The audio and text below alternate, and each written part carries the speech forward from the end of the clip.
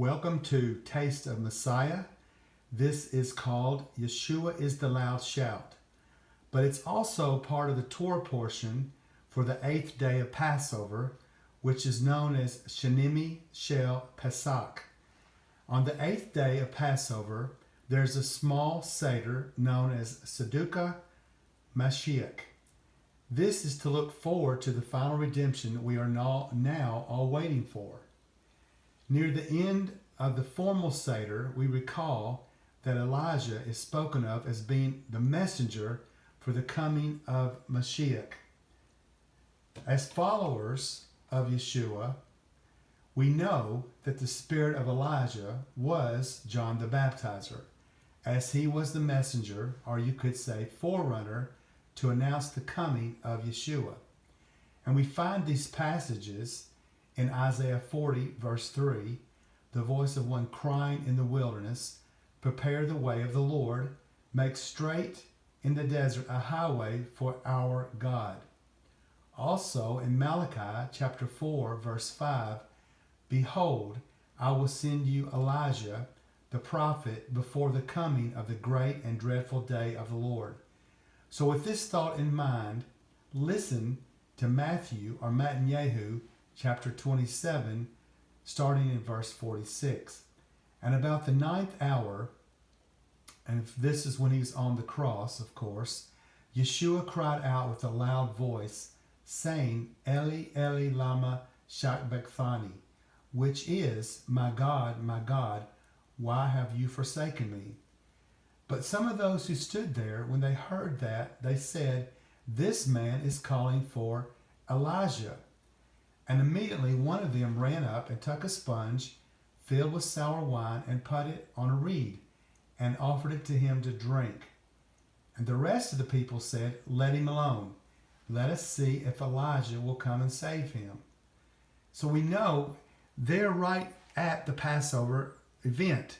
And so this would be fresh in their mind that at the end of the Passover Seder, we always remember to ask if someone to go look, usually a small child, to see if we see this Elijah, if he's coming to announce to us that soon the Mashiach is coming. And, the child always comes back and says, well, I don't see anybody yet. Of course they don't, because he's already came once, but he's also coming again. But eventually, that spirit of Elijah will come as it did on John the Baptizer. Again, it will come on someone, and they will announce and be for sure the one to announce the soon coming of Mashiach. Now, go on in verse 50, it says, Yeshua cried out again with a loud voice, and he yielded up his spirit.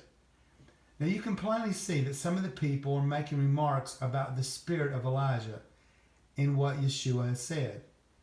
Now hear this, Yeshua was indeed letting the people know, as well as the whole world, that even in his dying, he was calling out to this spirit of Elijah for the future of when he would return.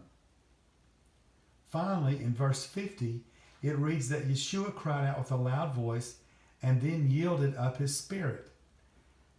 I can tell you, after being a hospice nurse for several years and being present in the deaths of many people, I can positively attest to you that no dying person, especially one dying of asphyxiation, could possibly yell out in a loud voice just before they died.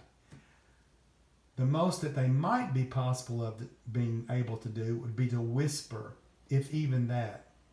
Yet, here the record plainly states that Yeshua cried out with his own built-in shofar, which we all have, known as your larynx. And he was demonstrating the very sound that we would hear just before he returns. So in his last dying breath, Yeshua gave us the sound to remind us of what to listen for before he comes.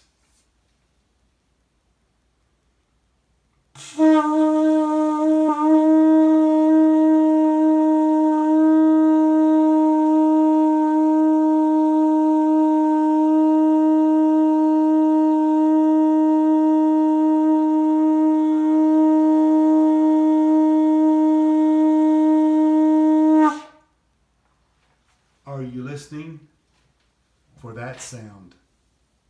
Hallelujah.